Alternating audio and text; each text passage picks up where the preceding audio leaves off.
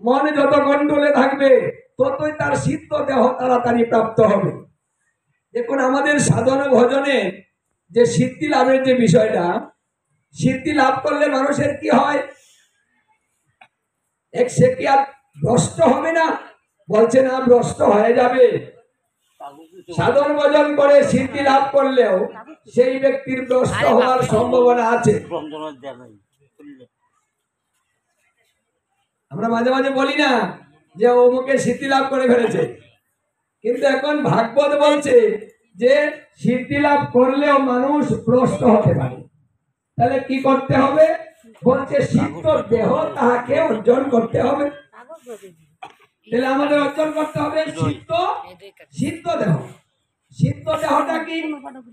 সিদ্ধ দেহটার স্বরূপ গুরুদেব যার যার শিষ্যকে এই স্বরূপটা বর্ণনা করেন, নিজেকে পরিচয় করিয়ে দেন। আমার সিদ্ধ দেহের নাম, সিদ্ধ দেহের স্বরূপ, তার স্বভাব, তার বস্ত্র, তার অলঙ্কার, তার বাসস্থান, তার সেবা, এই সব কিছু সিদ্ধ দেহের মধ্যে থাকবে। মানে ওই কাজটা গুরুদেব শিষ্যকে শিখাবেন। এই পদ্ধতিতে সাধন ভজন করালে শিষ্য সিদ্ধ দেহ অর্জন করতে পারে। যখন শিষ্য সিদ্ধ দেহ অর্জন করে ফেলবে তখন ওই শিষ্যের আর কোনো ভ্রষ্ট হওয়ার সম্ভাবনা থাকে না। তাহলে এই কাজ করতে হলে মনের দ্বারাতে করতে হবে। আপনি যদি সন্ধ্যা করতে বসেন, মন যদি আপনার সন্ধ্যার যে স্বরূপ দর্শন, কারণ ভক্ত ভগবান যখন মিলন হয় তাহাকে সন্ধ্যা বলা হয়। আপনি যে সন্ধ্যান্বিতটা করেন, এই সন্ধ্যা শব্দের অর্থ হচ্ছে দুইয়ের মিলন। একটা হলো রাত্রি আগত দিন অবসান, ওটাকেও সন্ধ্যা বলা হয়। কিন্তু আমরা যে ভজনটা করি, এই ভজনের সন্ধ্যা আর এই সন্ধ্যা, এটা কিন্তু এক সন্ধ্যা নয়। সন্ধ্যায় সন্ধ্যায় পার্থক্য আছে। এখানেও দুইয়ের মিলন, কারণ রাত্রি আগত দিন অবসান, এই দুইয়ের মিলনে একটা সন্ধ্যা হয়। কিন্তু গুরুদেব দীক্ষা দিয়ে বলেন যে তুমি ত্রিসন্ধ্যা করো। এক সন্ধ্যা কিন্তু বলা হচ্ছে না, এখানে বলা হচ্ছে তুমি ত্রিসন্ধ্যা। তাহলে ত্রিসন্ধ্যার অর্থ, শব্দের অর্থ হচ্ছে তিন সন্ধ্যা, মানে তিনটা সন্ধ্যা। তাহলে আপনি যদি সন্ধ্যাটা না বুঝেন তাহলে ত্রিসন্ধ্যা করবেন কি করে? কারণ একটা সন্ধ্যা তো আপনি চিনেন, আর দুটা সন্ধ্যা কিভাবে চিনবেন? এই সন্ধ্যা সবাই চিনবে। তখন এই গুরুদেব এই সন্ধ্যাটা ব্যাখ্যা দেন। এটা ব্যাখ্যা কি? বললেন যে ভক্ত এবং ভগবান ধ্যানের মাধ্যমে যখন ভক্ত তার ভগবানকে দর্শন করে, সন্ধ্যার স্বরূপ দর্শন করে। সন্ধ্যার স্বরূপ হচ্ছে তার ইষ্ট দেবতার যে স্বরূপটা। আপনি যে বীজের দীক্ষা প্রাপ্ত হয়েছেন, ওই বীজের একটা স্বরূপ আছে। সব বীজের স্বরূপ কিন্তু এক প্রকার হয় না, প্রকার ভেদ আছে, ভিন্ন ভিন্ন আছে, মতভেদ আছে, অক্ষর ভেদ আছে। এই জন্য এই শিক্ষাটাকে দিবেন, ওটা কিন্তু গুরুদেব বলে দিবেন যে সম্বন্ধ নিয়ে বোঝে তারে কৃষ্ণ নাহি তেজে আর সকল মরা কারণ। তাহলে কি করবে? সম্বন্ধ। তাহলে আপনার সম্বন্ধটা স্থাপন করার জন্য যে কাজটা, সেই কাজটা কিন্তু গুরুদেব করবে। দেখুন এখানে কতগুলো দায়িত্ব। মানে আমাদের সিদ্ধ দেহ অর্জন করতে হলে তার পূর্বে আমাদের কতগুলা ধাপ অতিক্রম করতে হবে। এটা যারা সাধক, যারা ভাবক, যারা রসিক, তারা এই তত্ত্বটা জানার জন্য আগ্রহ হয়। এবং গুরুদেব যদি জ্ঞানী হন, তত্ত্বগুরু হন, তাহলে এই তত্ত্ব কথাগুলা তার শিষ্যকে প্রদান করেন। তখন শিষ্য এই প্রক্রিয়ার মাধ্যমে সাধন ভজন করে সে সিদ্ধ দেহ অর্জন করতে পারে। এখন আমরা কি করি? মন্ত্র নিলেই আমাদের কাজ শেষ, শিষ্যরও শেষ, গুরুরও শেষ। এখন গুরু আসবে আর খালি দক্ষিণা দিবে, একটা করে ভক্তি দিবে, আর ভালো মন্দ সেবা করবে, চলে যাবে। মানে আমাদের দায়িত্বটা কিন্তু এখন মানে এমন পর্যায়ে হয়েছে, আমরা দীক্ষা দিয়ে খালাস, আর ওরা মন্ত্র নিয়ে খালাস। একদিন গুরুদেবকে ফল দিয়ে পুষ্টা পর্যন্ত নেয় না যে গুরুদেব আছে না নাই। ওই দিন এক জায়গায় জিজ্ঞাসা করলাম যে তোমার এই গুরুদেবের নাম কি? হয় গুরুদেব কবে মরে শেষ, নাম মনে নেই। মানে গুরুদেব যে মারা যায় না, দেখুন শিষ্যের সেই বুধক জ্ঞানটা পর্যন্ত নেই যে গুরুদেবকে এইভাবে কথা বলা যায় না যে আমার গুসাই মরে শেষ, না মনে মনেই নাই, আবার মন্ত্র নিবে। মানে ও বলতেছে আবার মন্ত্র নিবে, ওটা মনে নাই, নিতে তো হবে, আবার নিব। এই যে আমাদের শিক্ষাটা, আমাদের যদি জ্ঞান না হয়, যদি আমরা সঠিক তত্ত্ব না জানি, তাহলে যে সুদুর্লভ মনুষ্য জনম আমাদের সার্থকটা হবে কি করে? আপনি যদি নিজে নিজে সাধন ভজন না করেন, তাহলে মনুষ্য জনম আপনারটা সার্থক হবে না। নিজের কাজ নিজেকেই করতে হবে, কেউ কিন্তু করে দিবে না। এই যে স্বামী স্ত্রী সংসার করছেন, ওটাও কিন্তু ধর্মটা কিন্তু যার জারি করতে হবে।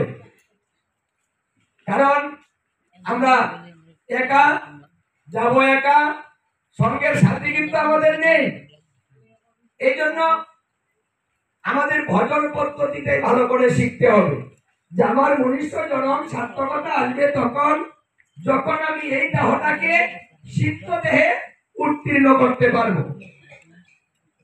আপনার এই দেহটাই সিদ্ধ হয়ে যাবে, তখন আপনার বয়সটা হবে কত? দেখুন এখানে পরিচয় করিয়ে দিবেন গুরুদেব যে তোমার এত বয়স হবে, সেই বয়সটা আপনি ধ্যান করবেন। আপনার একটা বয়স নির্ধারণ করে দেওয়া হবে, সেই বয়সটাই আপনার বয়স হবে। এই বয়সটা কোনোদিন বাড়বে না, কমবে না, একভাবে থাকবে। আপনি কোনোদিন রোগাগ্রস্ত হবেন না, বিকারগ্রস্ত হবেন না, জ্বালা যন্ত্রণায় জ্বলবেন না। সিদ্ধ দেহ হলে এইগুলা হবে। তাহলে আমাদের কি সিদ্ধ দেহটা অর্জন করার জন্য চেষ্টা করা কর্তব্য নয়?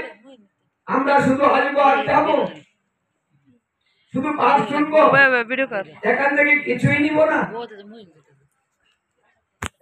দেখুন আপনাদের এখানে 10 দিন করে পাঠ হয়, একটা দুটা কথা কিন্তু নয়।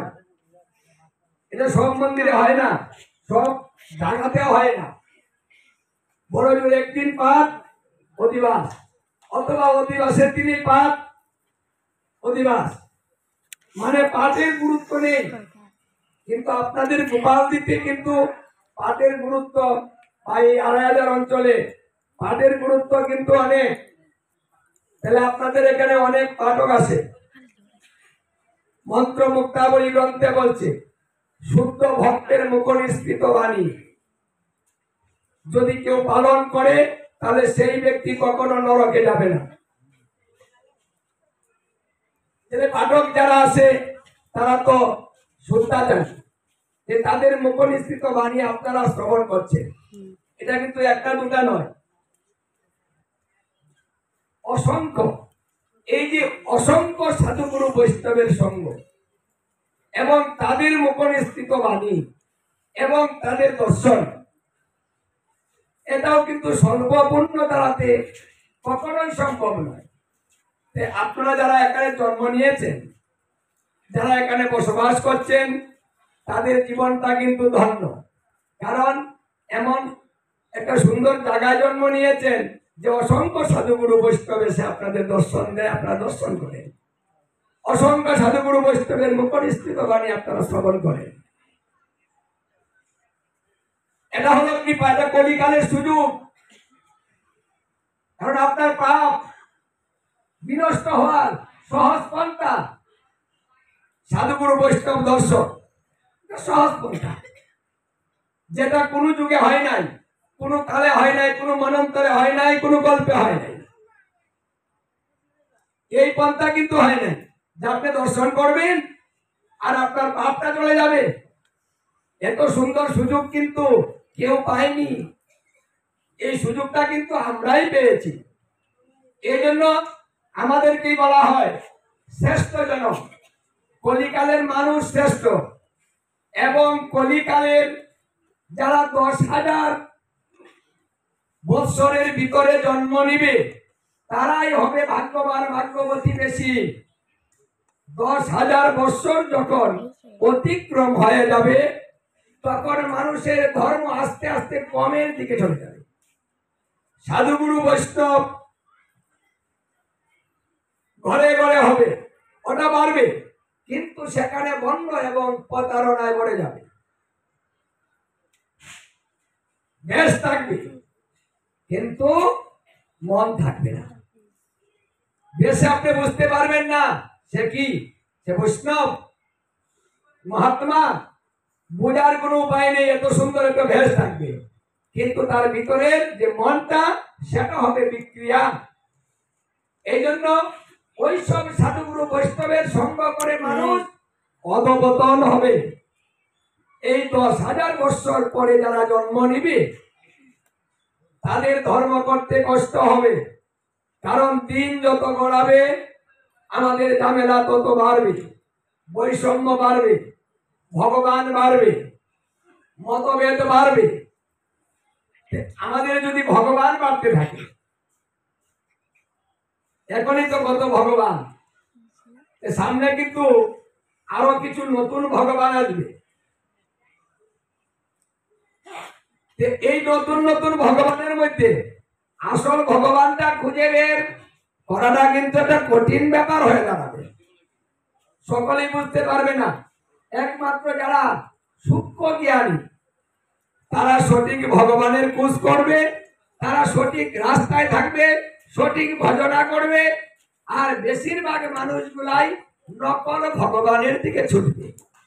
আর নকল ভগবান থাকবে না, সেটা কি চাক্ষুষ কিছু আপনাকে দিয়ে দিবে, মানে কিছু প্রমাণ দেখাবে।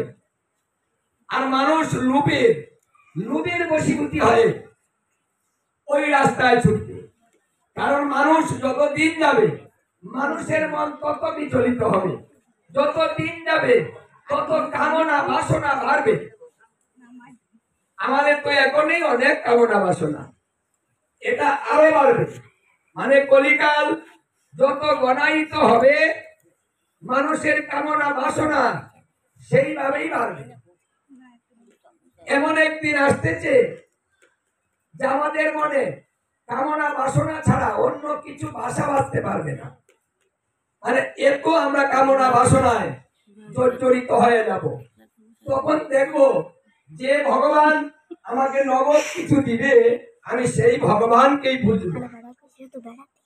আমরা তো নগদ চাই, বাকি দেবতার পূজা করব, ওই পূজা করে যদি লাভ না হয় ওই দেবতাকে ছেড়ে দিব। ছেড়ে দিয়ে যে দেবতা আমাকে নগদ দিয়ে দিবে আমি সেই দেবতার পূজা করব। মানে জীবের মনের এমন বিক্রিয়া হবে, লাভ ছাড়া সে কিচ্ছু বুঝবে না। গুরুদেব ধরার পূর্বেও দেখবে যে এখানে লাভটা আছে কিনা। দেখুন, লাভের জন্য সবাই কাটে। যখন বৃন্দাবনে নন্দ মহারাজ পূজার আয়োজন করেছিলেন, কি পূজা? দেবরাজ ইন্দ্রের পূজা। এটাও কিন্তু কামনা বাসনা। কেন? কারণ ওই পূজা করলে দেবরাজ ইন্দ্র খুশি হবে।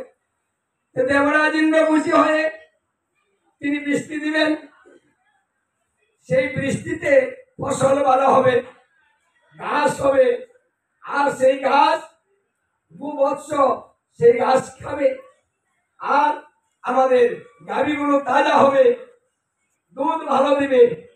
হ্যাঁ, এই চিন্তা থেকে তারা কিন্তু দেবরাজ ইন্দ্রের পূজা করতেন। দেবরাজ ইন্দ্রের পূজাটা খুব বড় করে করা হতো। মানে রাজার ভাবছিল যে যত বড় করে করা যাবে তত দেবতা বেশি খুশি হবে, ততই আমাদের প্রতি প্রসন্ন হয়ে সময় মতো বৃষ্টি দিয়ে যাবে। বৃষ্টির মালিক দেবরাজ ইন্দ্র, ওইটা ভেবেই করা হতো। কিন্তু যখন কৃষ্ণ জিজ্ঞাসা করলো যে বাবা তোমরা এত আয়োজন কেন করছো, তার জন্য করছো, কি হবে বাড়িতে, এত শ্বাস শ্বাস ভাব, এত মানুষের আনাগোনা, এত জিনিস আনছো, এগুলা যে কি করবে? নন্দ মহারাজ বললেন আরে সামনে আমাদের পূজা, আমরা তো দেবরাজ ইন্দ্রের পূজা করি প্রতি বছর, এবারও করব, তাই কদিন আগে থেকেই আমরা সবকিছু রেডি করতেছি, পরিকল্পনা করে তো কাজটা করতে হবে, এমন বিশাল বড় একটা কাজ। বলছে বাবা দেবরাজ ইন্দ্রের পূজা তুমি কেন করো? আচ্ছা বাবা শুনো, তুমি তো ছোট মানুষ, তুমি তো বুঝবে না। দেবরাজ ইন্দ্র হলো মানে যত দেবতা আছে না সব দেবতার রাজা, মানে কৃষ্ণকে নন্দ মহারাজ দেবতা চিনাচ্ছে, মানে দেবরাজ ইন্দ্রের পরিচয় দিচ্ছে। ছোট মানুষ না, ওই ছোট কি জানে ইন্দ্রকে, দেবতাকে? ও তো জানে না, তাই বাবা শিখাচ্ছে। আরে বাবা তো সন্তানকে শিখাতেই পারেন। বলছে বাবা দেবরাজ ইন্দ্র যদি খুশি হয় তাহলে কি কি লাভ হয়? শোনো বাবা, উনি হলেন অনেক শক্তিশালী, যত দেবতা আছে না তার রাজা, উনি হলেন ঝড় বৃষ্টি যা হয় না সব মালিক। আমরা তো গোয়ালা মানে ঘুষ,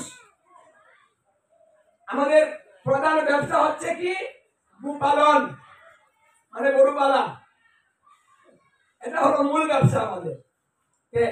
এই মূল ব্যবসা যদি গাছ ভালো না হয় তাহলে আমাদের এই ব্যবসাটা হবে না।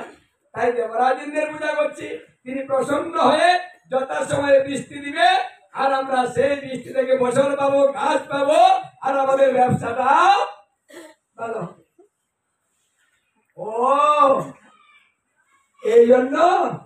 আচ্ছা বাবা, যারা দেবরাজ ইন্দ্রের পূজা করে না তাদের ওখানে বৃষ্টি হয় কেন? কে গো, সবাই তো পূজা করে না।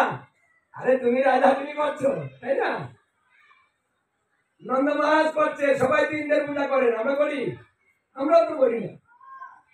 যে দেশে বা যারা এই ইন্দ্রের পূজাই করে না তাদের ওখানে যে বৃষ্টি হয় বাবা, তাহলে ওই বৃষ্টিটা কে দেয়? বাবা বলছে যে ওটাও দেবরাজ ইন্দ্রই দেয়।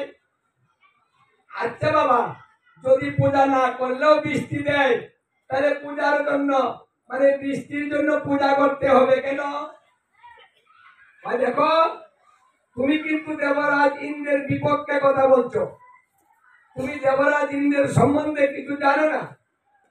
সে যদি ক্রোধ হয় না তাহলে সবকিছু ভাসিয়ে দিবে, মানে জলে ডুবিয়ে দিবে। বলছে বাবা পূজা না করলে দেবরাজ রাগ করবে। আচ্ছা বাবা, পূজা মানুষ করবে তার মন থেকে, তার কর্তব্য, কিন্তু দেবতা কেন জোর করে পূজা করিয়ে নিবে? ওটা তো ঠিক না।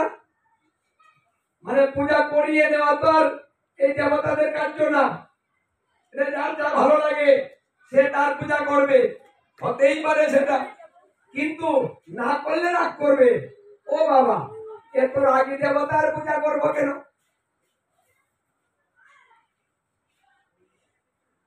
শোনো বাবা, আমরা এই গোবর্ধনের কাছ থেকে আমরা গাছ পাই,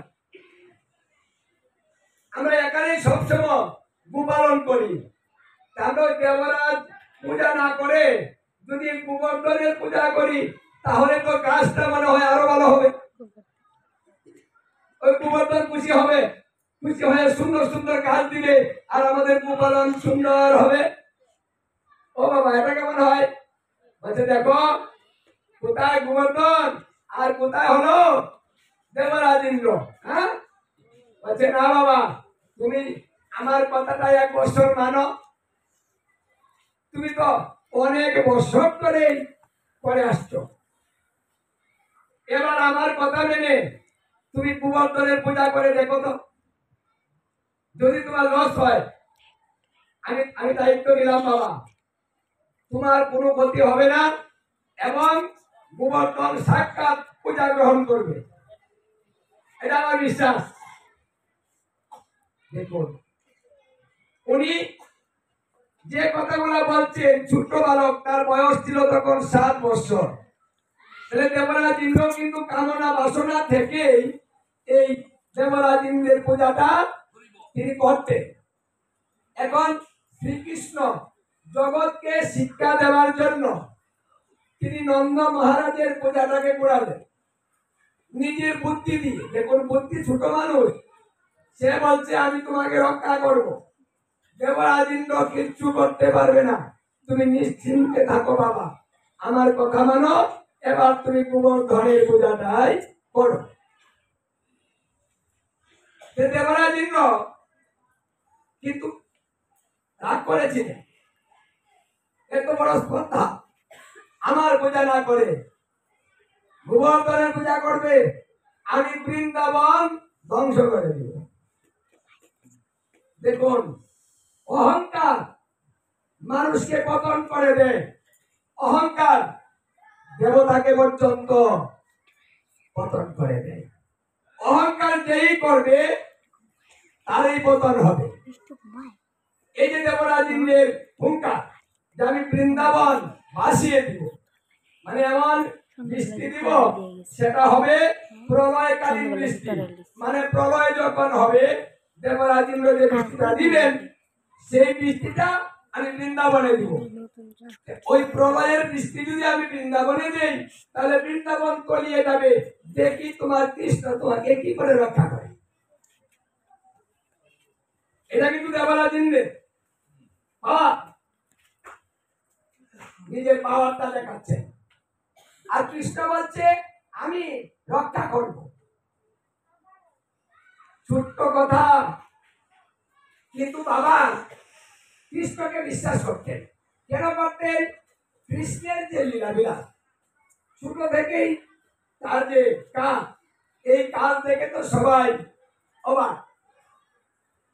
কত অসুর মেরে ফেলেছে, কি করে মারলো? কৃষ্ণ যা বলে তাই হয়, ওর কথা কিন্তু মিথ্যা হয় না। ছোট হলেও কথাগুলো সঠিক।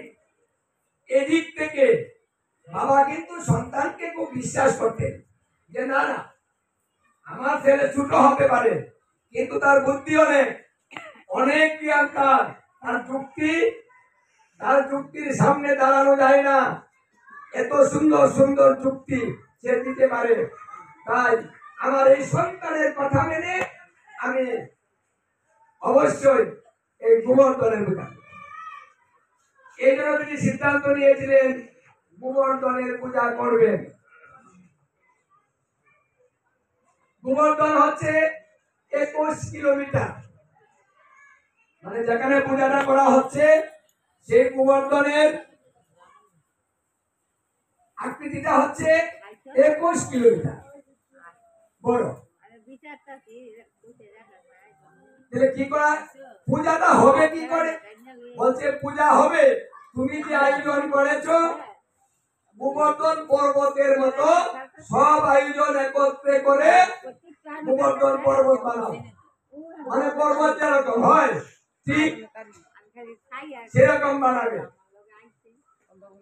যত প্রসাদের ব্যবস্থা করেছো এই সবটাই গোবর্ধনের উদ্দেশ্যে নিবেদন করতে হবে। দেখো বাবা, গোবর্ধন এসে তোমার এই প্রসাদ গ্রহণ করবে, তুমি সচক্ষে দেখতে পারবে, এটা আমার বিশ্বাস, মানে কৃষ্ণের বিশ্বাস। এই জন্য তিনি কৃষ্ণের কথায় সেই ইন্দ্রর পূজা না করে গোবর্ধনের পূজা তিনি করলেন। তখন দেখা গেল কি যে ছোট্ট বালক কৃষ্ণ 7 বছরের বালক তিনি দাঁড়িয়ে আছেন, কিন্তু আরেক কৃষ্ণ গোবর্ধন সেজেছে। এই কৃষ্ণ কিন্তু তাদের সঙ্গে আছে, কিন্তু আরেক কৃষ্ণ গোবর্ধন সেজে এই যে নন্দ মহারাজ আয়োজন করেছিলেন সেইগুলা তিনি গ্রহণ করতে শুরু করলেন। বলছে লীলাচলে কাউরে প্রভু 56টা ভোগ গোবর্ধন সেজে খাও, অন্যের তুপ। এই যে অন্যের তুপ দেওয়া হয়েছিল গোবর্ধন সেজে সমস্ত গ্রহণ করেছিলেন। আর এই দৃশ্যটা সবাই দেখেছিলেন।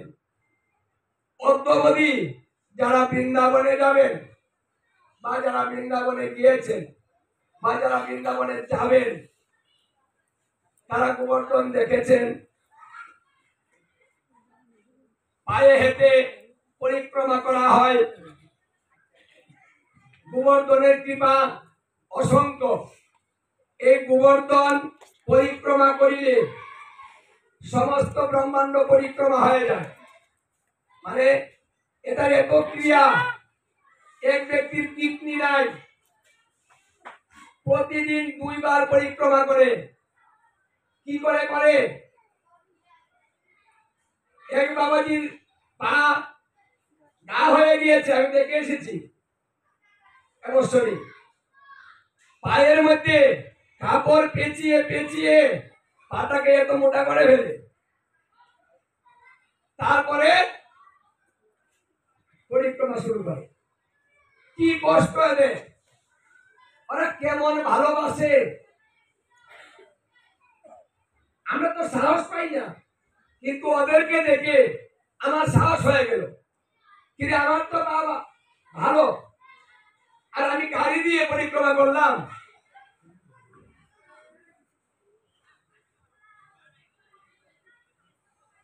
এই বাবাজিকে দেখে না আমার মনে একটা সাহস হলো, না না আমি কালকে শুরু করে দেব।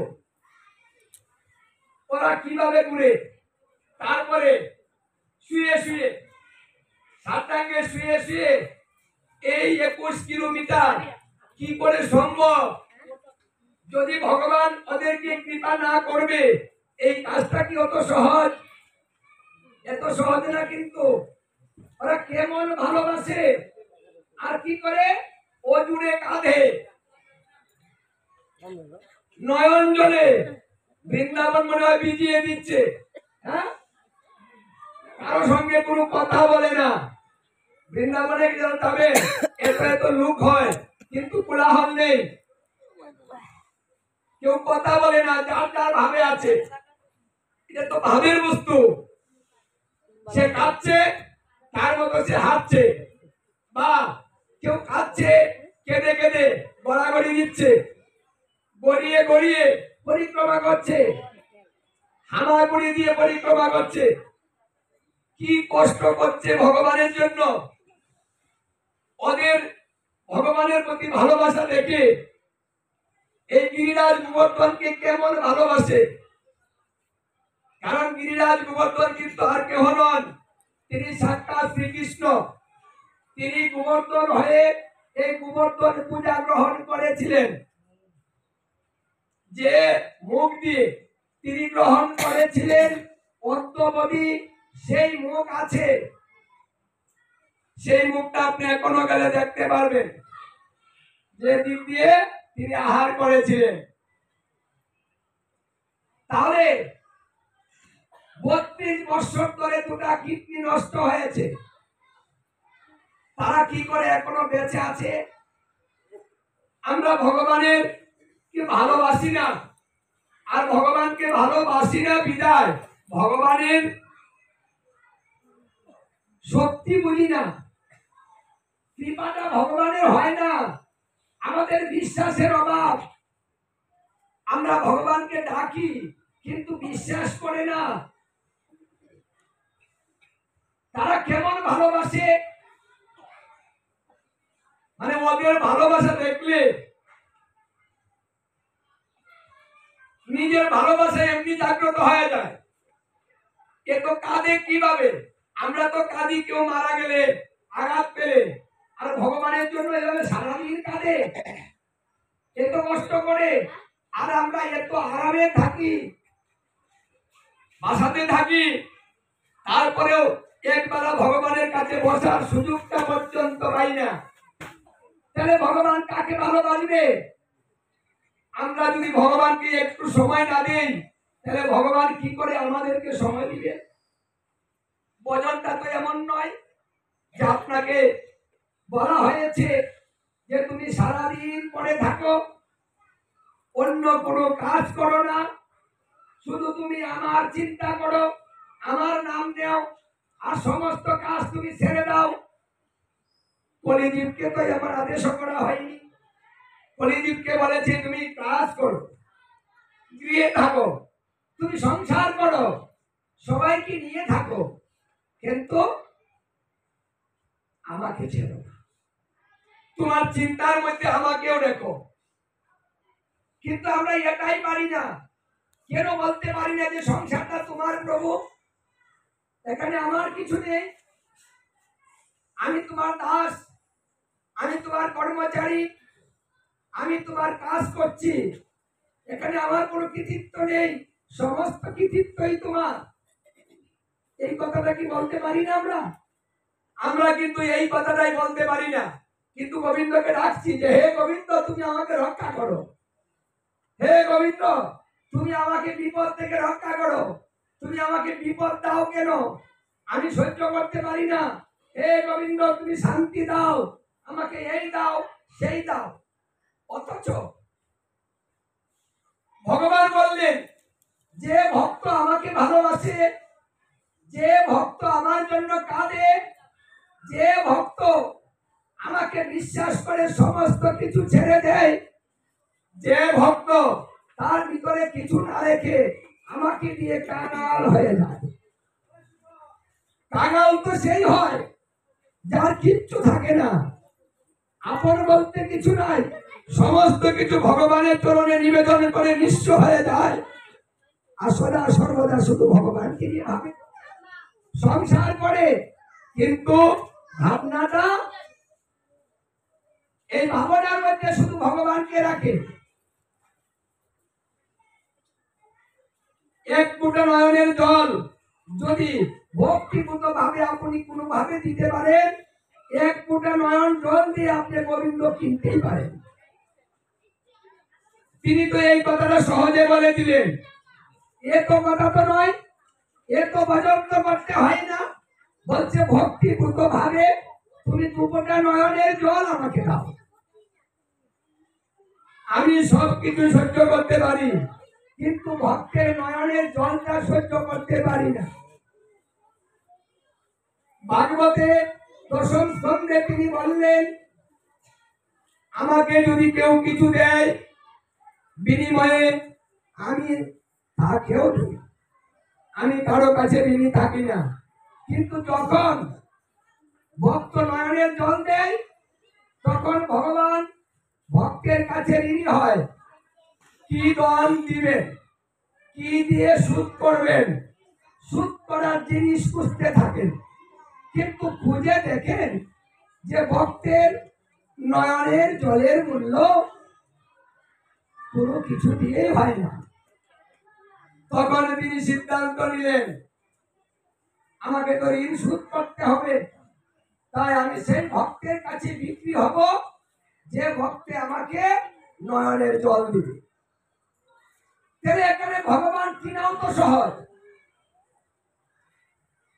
এই যে এখানে পাঠ শুরু হয়েছে না, এখানে বেচাকিনি হবে, এই কথাটা তিনি কথা দিয়েছিলেন রাধারানীর কাছে যে হে রাধারানী, আমি পৃথিবীতে নব বৃন্দাবন বানাবো, আর সেই বৃন্দাবনে এটা একেবারে সাউন্ড নাই, আমার গলা টানতেছে না, একবারে কমিয়ে দিছে, একটু বাড়াও, গলা টানতে হবে তো।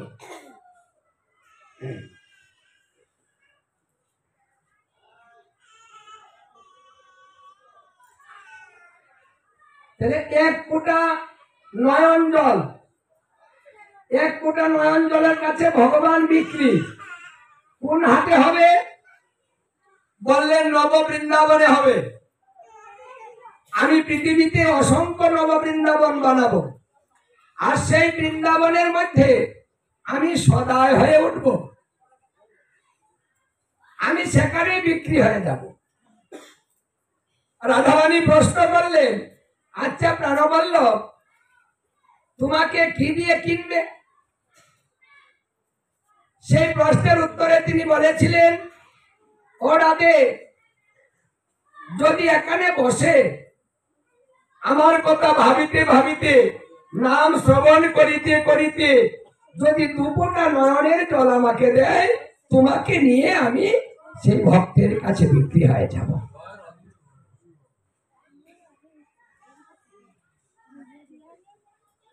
তাহলে এ তো একটা সহজ পন্থা আমাদের করে দিলেন। কোন যুগে ভগবান এই কথা বলেন নাই যে আমি বিক্রি হব নয়ন জলের কাছে। এই কথাটা শুধু বলা হয়েছে এই কলিজীবের জন্য। এর চাইতে